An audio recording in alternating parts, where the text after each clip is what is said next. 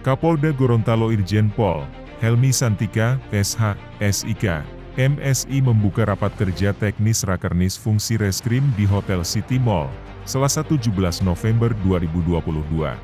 Hadir bersama pejabat utama, Kapolda turut memberikan sambutan dalam kegiatan yang diikuti oleh para penyidik Direktorat Reskrimum, Direktorat Reskrimsus, Direktorat Res Narkoba Polda Gorontalo serta para Kasat Reskrim, Kasat Narkoba, hingga perwakilan pengemban fungsi Reskrim Polsek jajaran.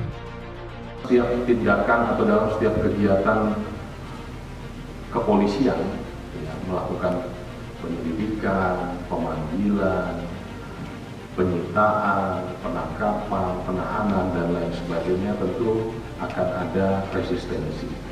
Resistensi dari siapa? Dari pihak-pihak yang terkait. Boleh tidak kita melakukan mengkomunikasikan kegiatan tindakan kepolisian tadi atau upaya paksa tadi? Saya dipanggil. Mengapa saya dipanggil? Ini basic sekali. Nggak bisa lagi pakai gaya polisi zaman dulu.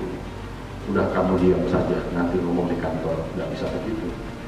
Tapi bagaimana mengkomunikasikan tindakan kepolisian atau upaya paksa itu kepada para pihak.